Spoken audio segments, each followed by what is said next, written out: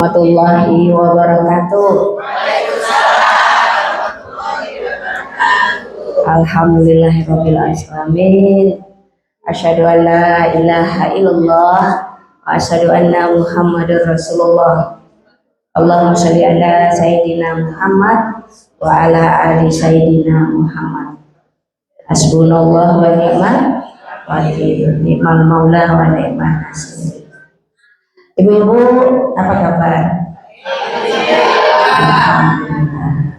Sebulan kita nggak ketemu ya ibu-ibu. Ya, berarti sudah sebulan juga usia kita berkurang ibu-ibu.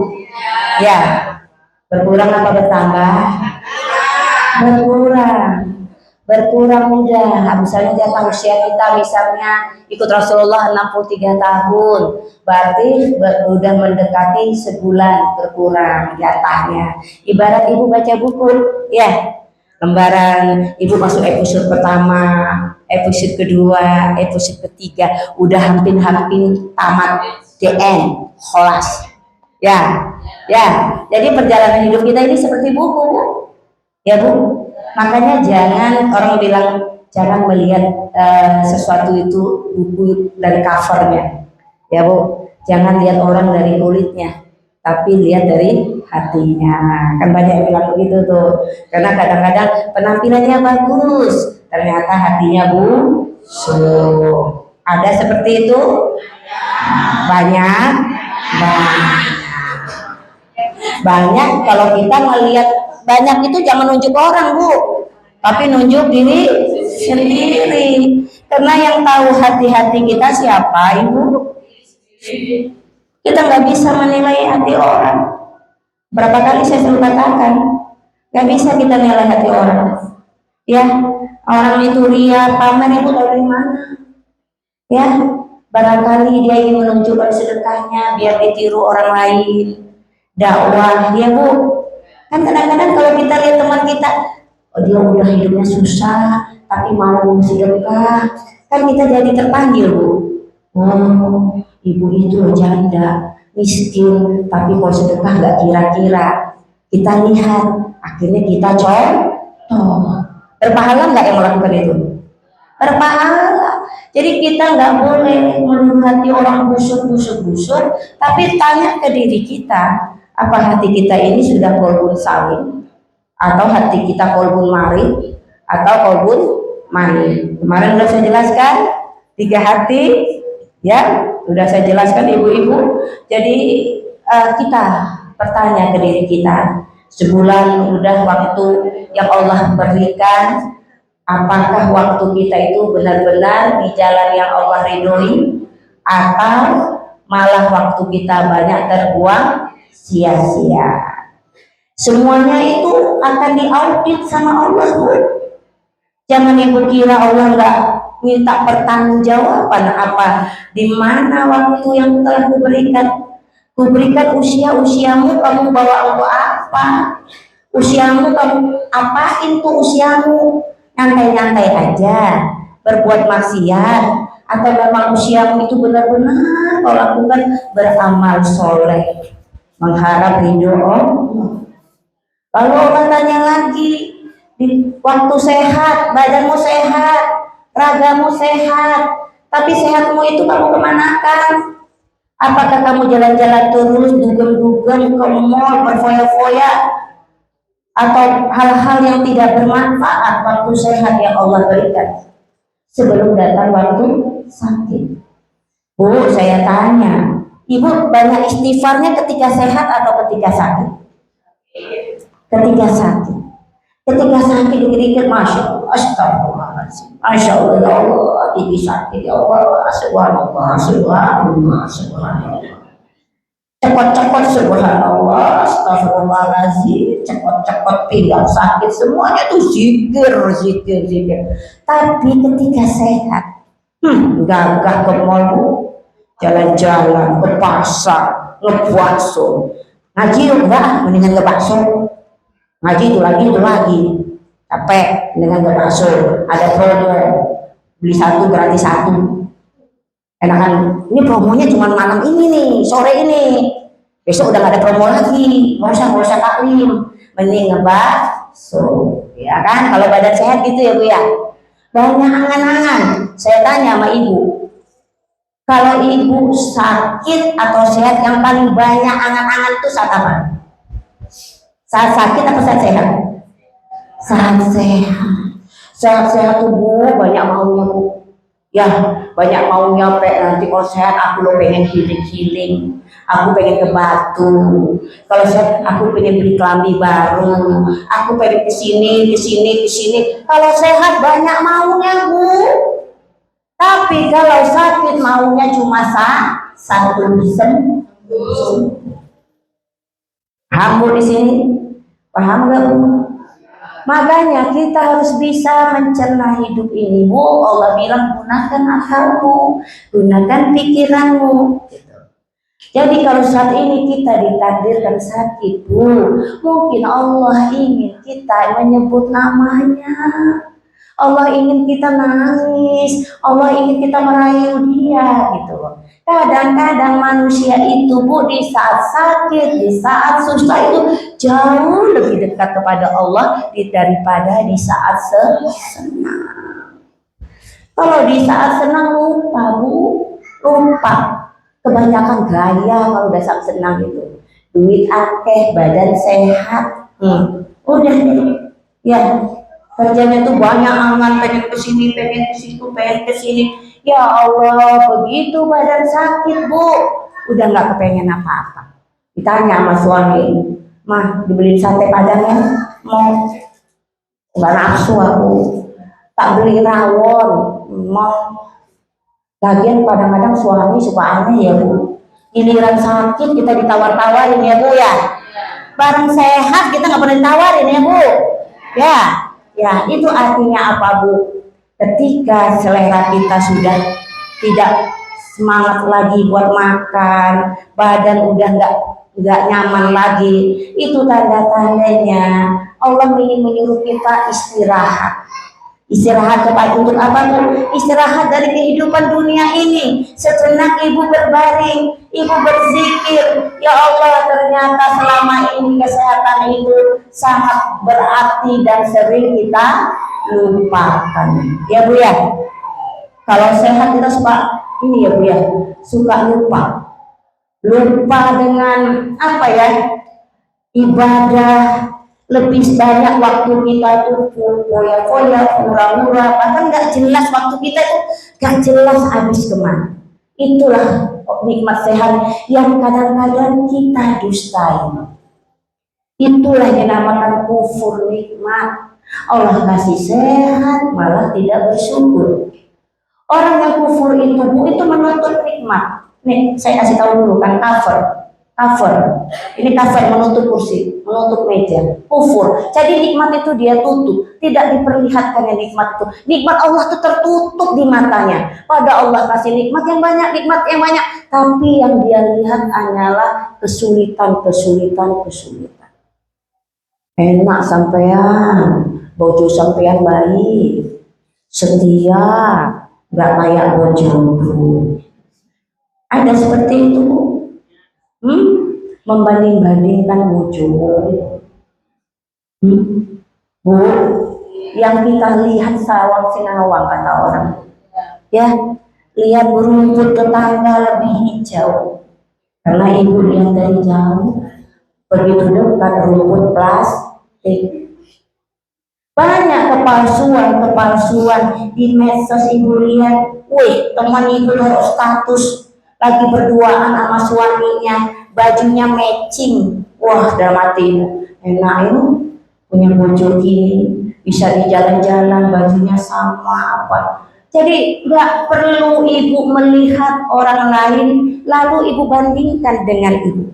Itulah yang membuat penyakit stres. Stres karena nikmat yang Allah berikan ibu tutup. Ibu melihat nikmat orang lain. Kita selalu melihat nikmat orang lain, nikmat orang enak, ya orang itu enak, ya orang itu. Kita nggak melihat bahwa Allah banyak memberi nikmat kepada kita, tapi selalu kita kufur.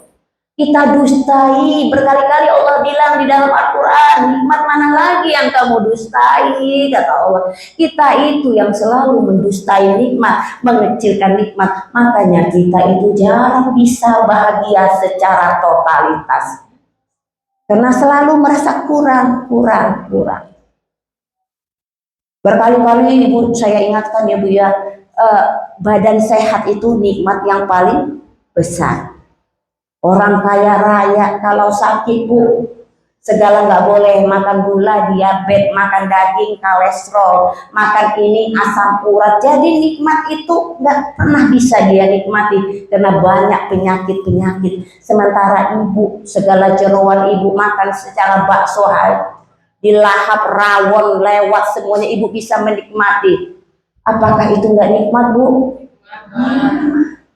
Orang kaya rumahnya banyak di mana-mana, yang ninggalin pembantunya. Ya, dia lagi tidur di rumah sakit, pembantunya yang nunggu rumah.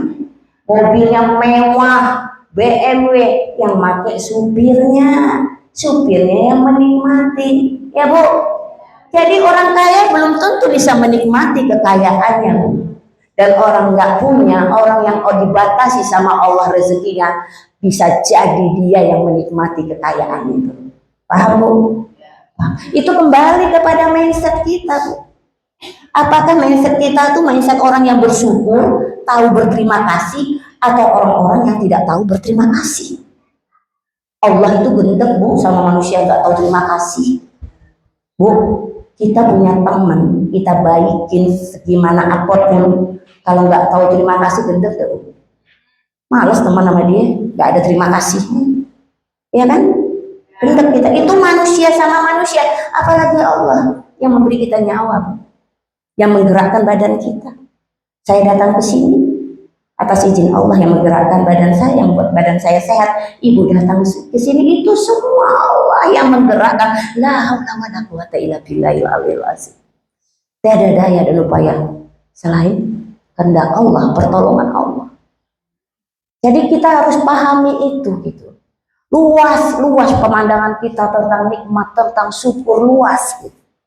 Jangan melihat, oh itu anak orang kaya enak ya, orang kaya bisa sedekah gini Bu.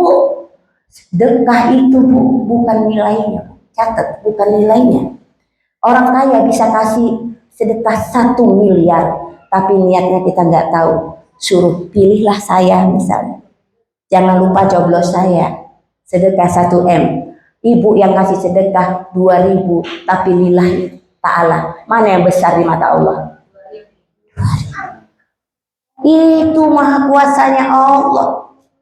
Kalau Allah itu nggak adil Bu, mungkin yang menderita itu orang-orang seperti kita, orang-orang nggak mampu Bu. Tapi nyatanya, menurut penelitian Bu, yang banyak overdosis bunuh diri orang-orang kaya.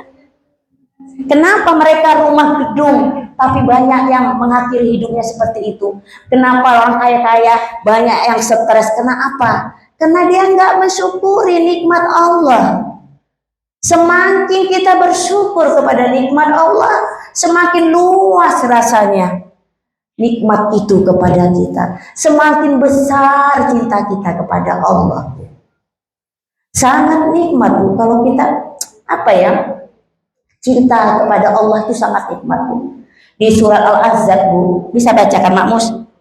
Surat Al-Ahzab ayat 33. Ibu kalau punya Al-Quran digital, Al-Ahzab 33. Coba dibaca Mak Mus. Al-Ahzab 41 sorry, 41. Situ masalah zikir Bu. Ya, bisa. Nih sini, mamusnya ke sini, pakai mic. Ayo, biar didengar sama yang lain. Artinya aja. Dengarin ya Bu, firman Allah. Al-Ahzab 41. Wahai orang-orang yang beriman, ingatlah kepada Allah dengan mengingat namanya sepanjang hayatnya. Oke, Bu, Allah menyuruh kita berzikir. Ingatlah kepada Allah dengan mengingat nama-namanya. Nama Allah Ar-Rahman Ar-Rahim, Maha Pengasih dan Penyayang.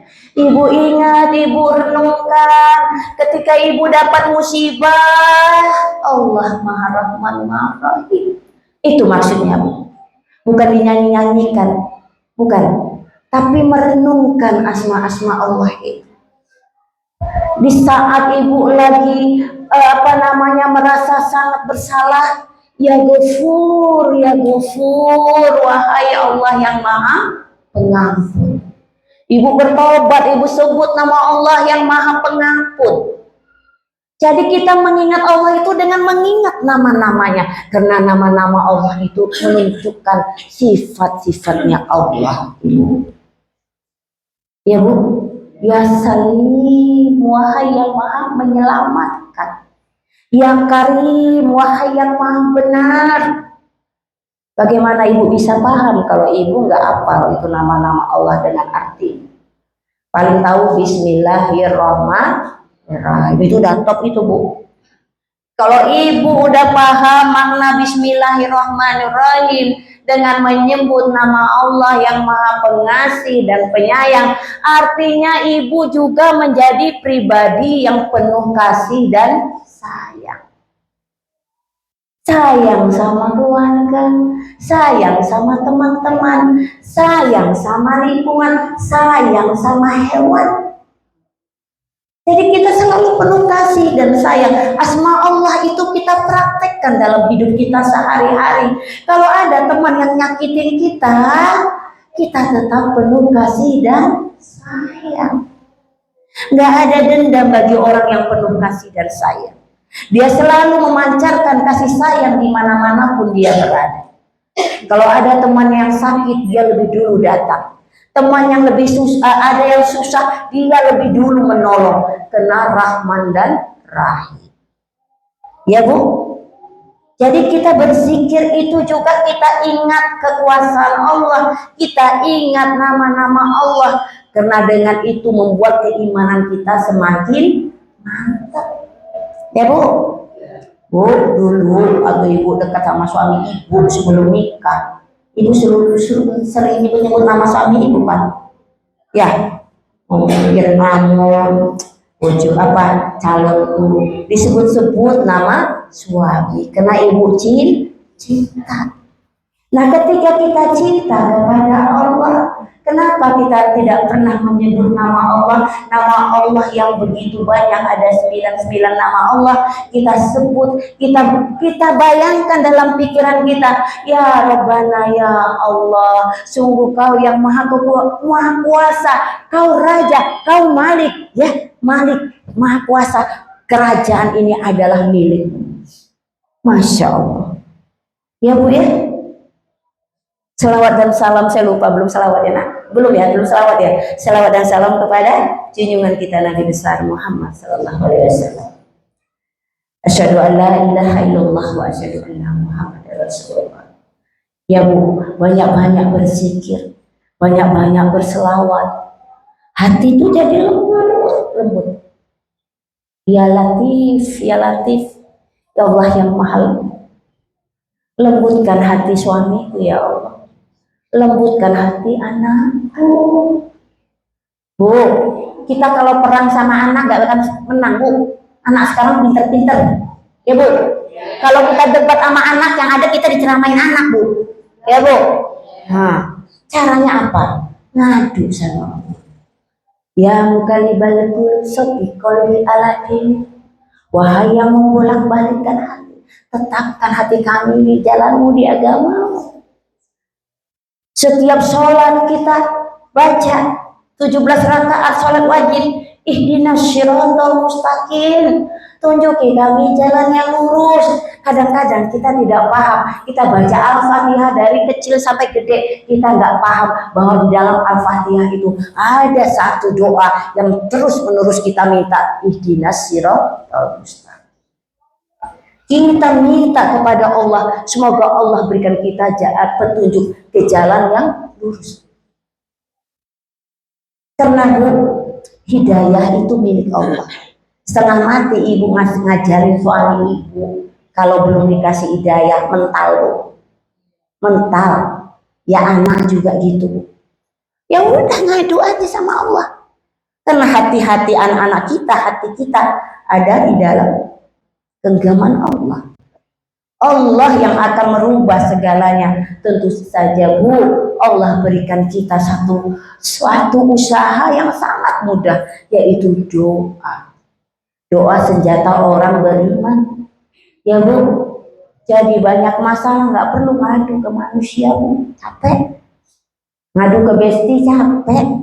Percaya Bu, ibu ngadu ke satu orang Bu, ngomong gini, sampean janji yo, nggak ngomong ke orang lain, ya janji yo, sampean janji yo, yo, saya aku amanah, ibu cerita rumah tangga ibu, bahkan masalah di kamar ibu cerita ke besti yang satu, nggak nyampe satu hari, yang lain tahu, yang lain tahu, tapi nggak ngomong sama ibu. Akhirnya aib ibu menjadi rahasia. Siapa yang tahu kan? Teman kita yang itu tuh.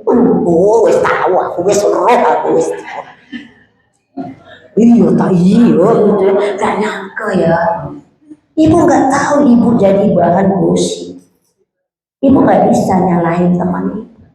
Karena mulut ibu yang pertama. Makanya Allah menyuruh kita tutup aibmu. Allah tutup aib kita buka sendiri.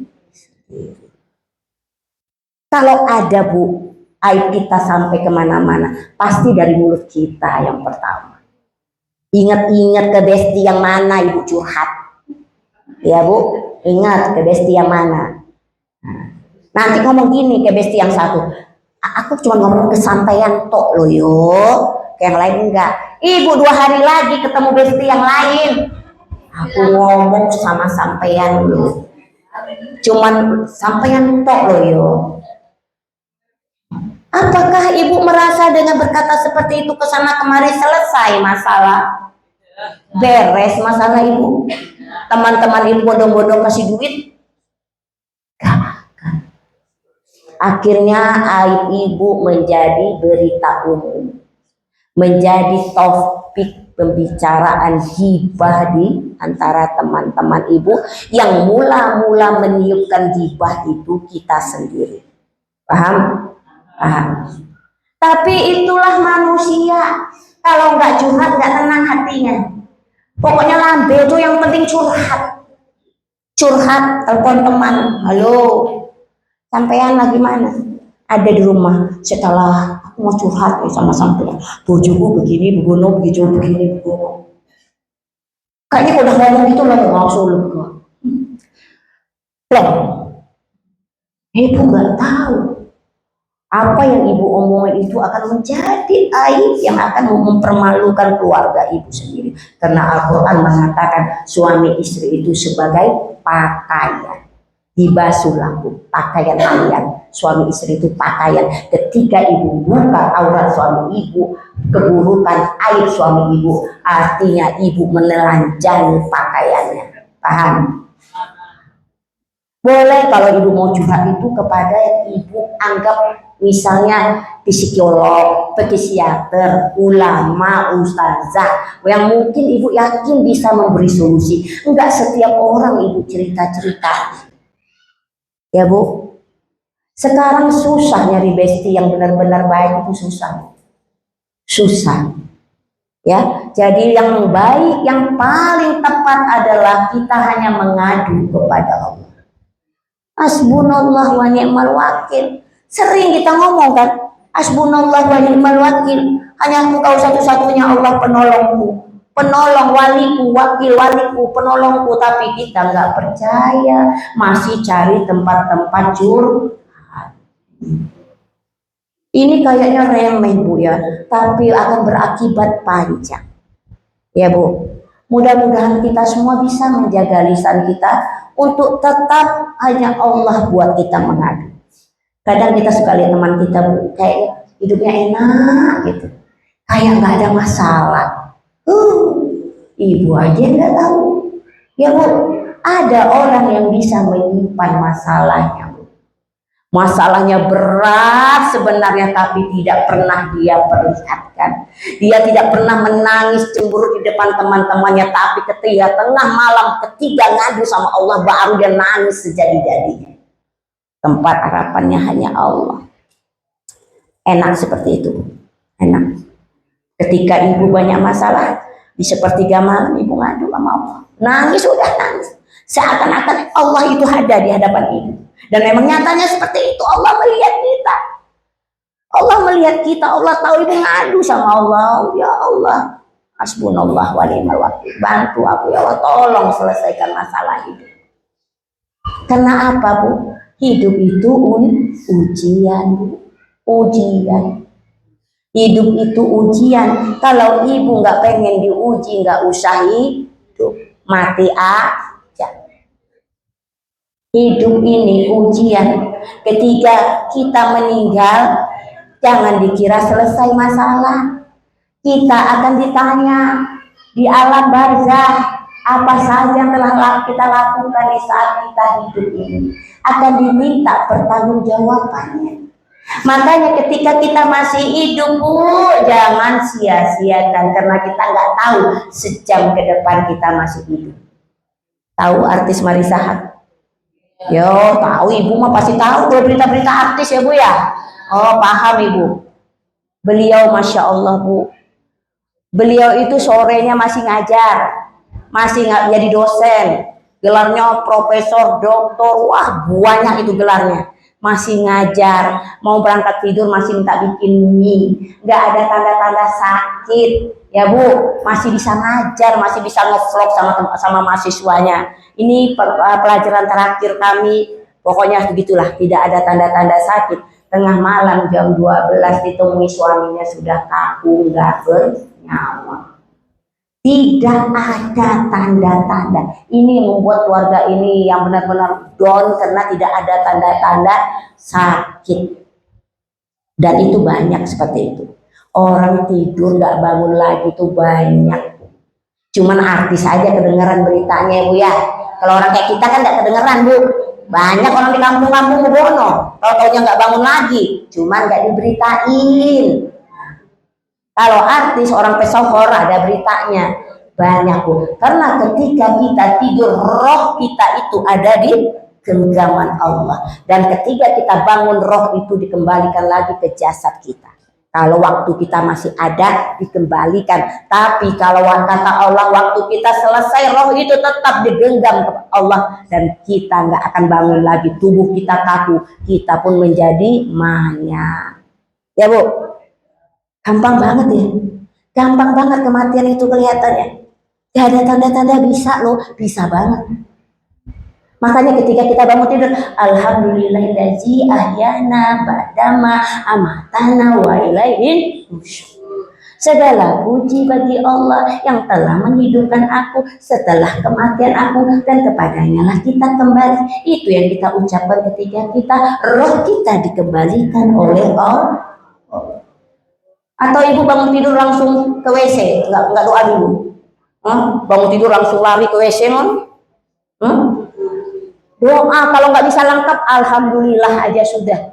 Alhamdulillah karena nyawa ibu udah balik lagi. Ya, Bu. Makanya, Bu, kalau menjelang tidur itu, Bu, ojo banyak overthinking. Segala orang dipikirin, segala masalah dipikirin, nggak usah. Kalau ada yang nyakiti hati ibu ketika ibu mau tidur, lupakan, maafkan. Maafkan semua orang yang menyakiti hati ibu. Karena yang Allah suruh adalah memaafkan, bukan minta maaf. Paham? Karena orang yang memaafkan berarti dalam posisi benar. Jadi ibu memaafkan orang-orang yang telah menyakiti hati ibu. Menjelang tidur ibu doa, zikir yang banyak, berpikir dan fokus hanya kepada Allah. Dan ketika nyawa ibu nggak kembali lagi, ibu pergi dengan insya Allah qalbun salim. Ya ayyuhan nafsul mutmainnah, wahai jiwa yang tenang, kata Allah. Indah banget kematian seperti itu. Ya, Bu.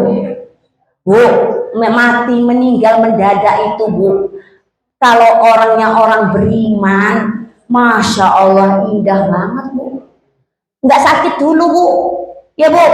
Ada kan orang sakit tahunan nggak sembuh-sembuh. Auzubillah min dzalik, ya Allah, sampai terkapas tinggal tulang aja nggak mati-mati, ada loh Bu. Ada kan? Malah yang sehat, bugar, cantik, jelita, tidur udah nggak ada. Kalau dia orang beriman, sungguh indah kematiannya, nggak ngerepotin, nggak ngabisin biaya buat berobat, dan dia pun nggak sakit-sakitan. Tapi kasihan yang ditinggalkan. Karena apa? Mendadak, nggak sempat merawat. Kadang-kadang kan gitu kan, kita kalau orang tua kita mendadak meninggal tuh kita nyesek gitu loh, nyesek kenapa nggak sempat ngerawat. Tapi kalau orang tua kita sakitnya udah tahunan ya, kita udah sempat cebok-cebokin, kita udah sempat mandi-mandiin. Kadang-kadang kita pikir gini, kok lama amat ya perginya, ya Bu, ya Bu. Terus ngomong gini ke adik-adik, sabar ya sabar, nggak lama lagi. Jadi berharap-harap cepat mati orang tuanya, ya Bu ya Bu. Kan omongan seperti itu mendoakan ya, mendoakan nggak lama lagi, ya Bu.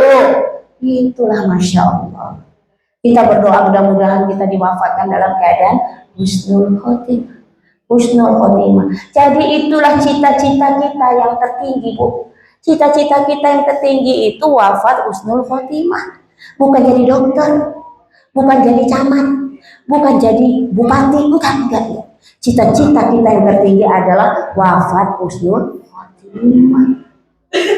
Boleh jadi kita ini hanya seorang kuli bangunan, hanya seorang pembantu rumah tangga, tapi Allah muliakan kita karena akhlak kita mulia, karena kita orang yang solehah, kita wafat dalam keadaan husnul khotimah. Bisa jadi orang yang berpangkat, berkuasa, tapi mengkhianati, tapi tidak jujur, tapi korupsi, bisa-bisa Allah hinakan dia dunia dan akhirat.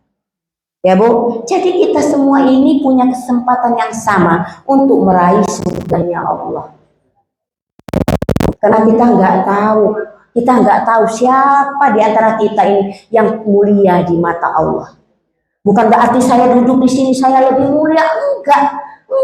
Karena yang tahu itu Allah. Bisa jadi ibu-ibu yang lebih mulia daripada saya. Allah yang Maha tahu. Artinya apa? Kita harus selalu koreksi di diri kita sendiri, karena nanti yang ditanya itu adalah diri kita, bukan orang lain. Hasbunallah wa ni'mal wakil, ni'mal maula wa ni'mal nasir.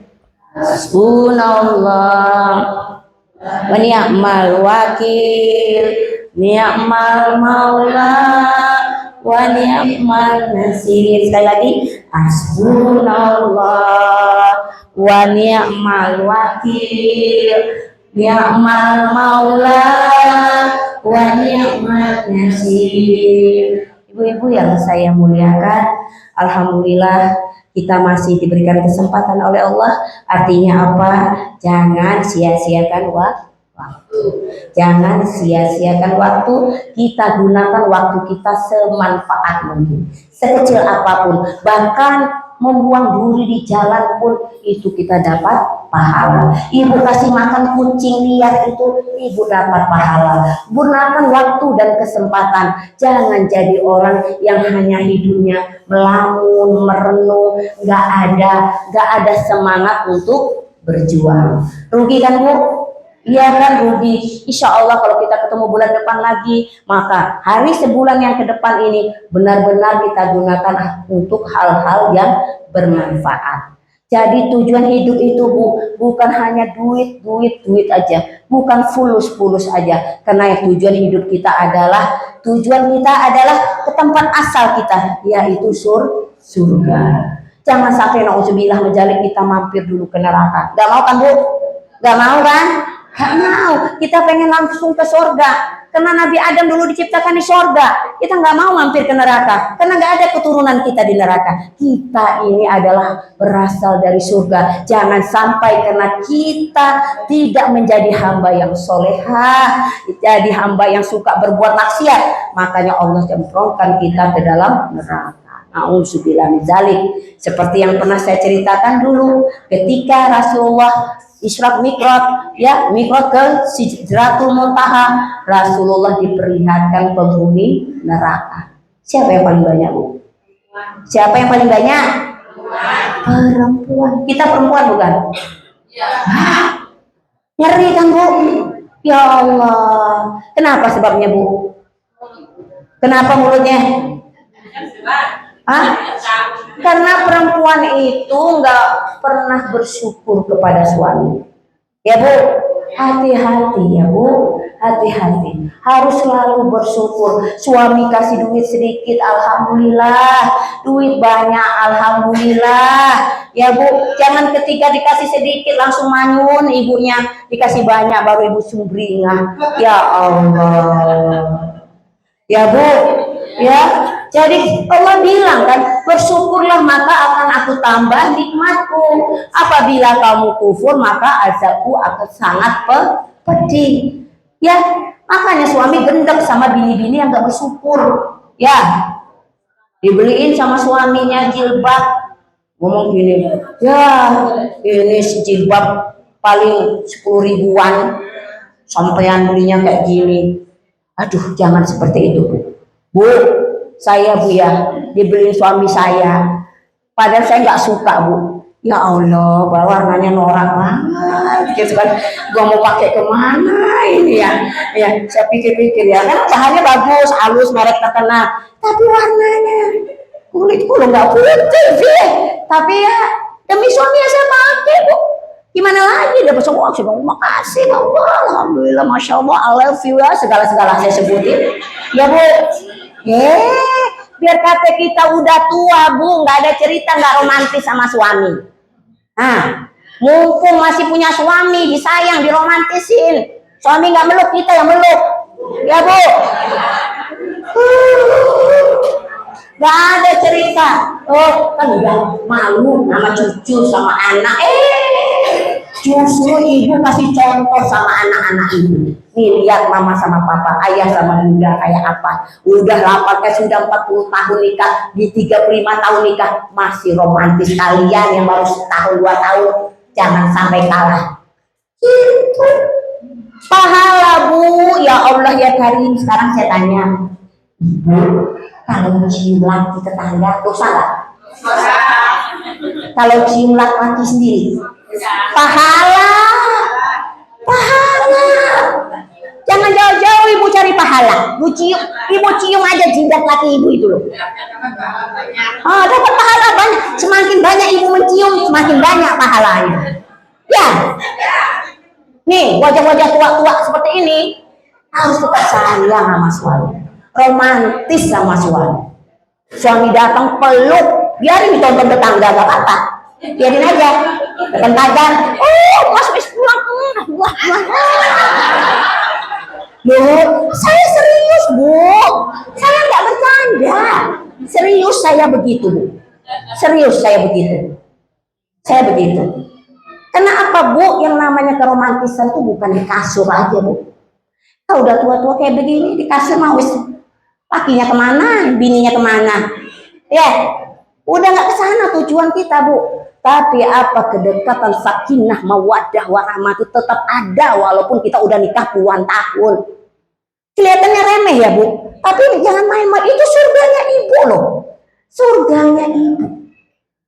Ibu kasih senyum suami, ibu bikin senang suami. Jangan kalau di luar ibu bergaya-gaya. Kemana? Arisan. Segala bedak, segala apa dipakai, baju terbaik. Di rumah ibu pakai daster, bolong di ketiaknya. Terus ibu pasang koyok 2 di sini. Suami pulang bau uang. Jangan seperti itu.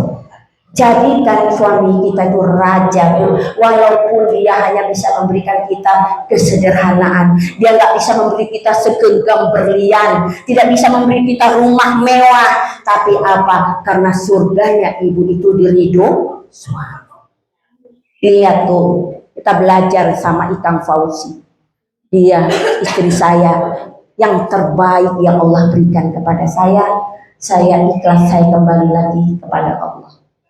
Jadi ketika kita meninggal, suami kita ridho sama kita, Bu, insya Allah kita bisa masuk surga dari pintu mana saja yang kita inginkan. Paham, Bu? Paham? Jadi pulang dari sini dipraktekkan ya, Bu. Jadi ada perubahan ngaji. Ya, jangan ngaji itu nggak ada perubahan. Sama laki masih judes aja. Ya, sama laki itu banyak senyum, Bu. Kalau suami mau pulang mau dandan. Ya, pasang apa, lipstik apa pasang. Ya, jadi suami itu biar ibu tuh senang. Ya, Bu. Ya, Bu. Karena di luar sana banyak makhluk halus yang cantik-cantik, ya, Bu. Ya, Bu. Makhluk halus. Mas sudah makan belum? Kita ke warteg yuk. Kalau di rumah ibu nggak nanya, sampaian nih kalau pulang telat terus. Ya Allah, dia lebih betah sama makhluk halus di rumah. Ya, Bu, salah ibu sendiri. Ya, Bu. Ya, jadi Allah itu memberikan kita wanita, Bu, ibu tahu nggak, Bu? Yang disebut wanita solehah itu kayak apa, Bu? Bukan yang suka nyuci baju, Bu, masak nasi, ngulek telur apa ya segala, enggak. Itu bukan wanita soleh. Wanita soleha itu makin hari kelihatan cantik di depan suaminya. Ya, Bu ya. Cantik di sini, Bu, dalam arti harfiah ya, Bu ya. Namanya makin tua kan pasti makin kendor ya, Bu. Maksud cantik di sini adalah sifatnya, tingkah lakunya, akhlaknya. Semakin tua suami makin disayang. Jangan mentang-mentang suami udah pensiun, udah nggak ngasilin duit lagi, ibu kerjanya ngelancong naik ke rumah anak. Kenapa nggak pulang, wis bapakmu di rumah aja biasa. Ya Allah, kira suami masak sendiri, ibu pergi sama anak, pergi sama apa kemana, healing sama RT. Ya Allah, lakinya ditinggal, Bu. Jangan, Bu ya, jangan ya, Bu ya. Jangan. Paham, Bu? Jadi kalau ibu berubah, nanti suami ibu nyuruh ibu ngaji lagi. Terus ngaji lagi ada perubahan. Tapi pancet kayak begitu ibu dilarang ngaji nanti. Nggak usah ngaji. Udah itu sampai di rumah, Mas, azan, sholat di masjid. Wajib bagi laki-laki sholat di masjid. Gaya menjadi ustazah. Ya, Bu. Paham, Bu? Ya, saya rasa demikian ibu-ibu. Ada lagi yang perlu ditanya? Iya. Marah-marah suruh suaminya suruh ngapain? Puasa itu dosa, Pak? Ya enggak dong, harus diingatkan. Tiap hari saya marah-marah. Kan sudah bilang. Oh enggak. Marah-marah karena apa? Suruh sholat, suruh puasa. Setiap hari saya marah-marah. Ya, Bu, Ibu dengerin, Bu ya. Memang kita harus selalu saling menasihati. Tapi ingat, Bu, dalam rumah tangga itu pemimpinnya siapa? Harus dan laki-laki. Pemimpinnya itu bapak. Kalau ibu menasihati nggak boleh dengan marah. Menasihati bil hikmah, dengan kata-kata yang lembut. Mas, sholat, yakin nggak akan sholat? Yakin nggak akan sholat? Hah? Akhirnya bisa mau sholat, bisa puasa, akhirnya sekarang Alhamdulillah bisa tobat dulu kan? Masya Allah, pas mau meninggal. Jangan. Ibu-ibu jangan ditiru ya. Jangan ditiru. Ayo, kalau puasa dia nggak puasa. Akhirnya dia mau sholat, Meninggal. mau ke masjid, akhirnya sekarang sakit. Alhamdulillah, insya Allah husnul khotimah ya, Bu ya. Ya, sempat bertobat. Iya. Yang sudah meninggal kita doakan semoga dosanya diampunkan oleh Allah ya. Allahumma firlahu warhamhu wa'afihi wa'fu'anhu. Ya, ini contoh ya ibu-ibu ya. Jadi kekerasan, kemarahan enggak menyelesaikan masalah. Justru dengan kelembutan, kesabaran. Kewajiban kita hanya menyampaikan. Yang memberi hidayah siapa? Allah. Jangan pernah berhenti menasihati, Mas. Yuk kita sholat yuk, mas. Pokoknya ibu nasihatin lembut, tanpa ada kekasar, tanpa ada marah. Insya Allah lama-lama bu, ibu tahu nggak ilmu batu yang berlobang bu? Setiap hari ditetesin air, setiap hari batu itu bisa melengkung bu. Karena air yang nggak pernah berhenti setetes. Kalau ibu lihat di pegunungan itu bisa melengkung. Jadi dengan kelembutan bu ya, karena memang kekasaran, kemarahan itu tidak menyelesaikan masalah. Ya bu, paham sampai di sini? Ya, saya rasa sudah cukup ya. Insya Allah kita bisa ketemu lagi di bulan depan. Ibu-ibu semuanya, mudah-mudahan ibu semua diberikan kekuatan dan kesehatan dan tetap istiqomah di jalan yang Allah ridhoi. Ya ibu-ibu, saya rasa demikian. Mohon maaf apabila ada kesalahan dalam ucapan. Wabillahi taufiq wa hidayah. Assalamualaikum warahmatullahi wabarakatuh. Kasih itu dah.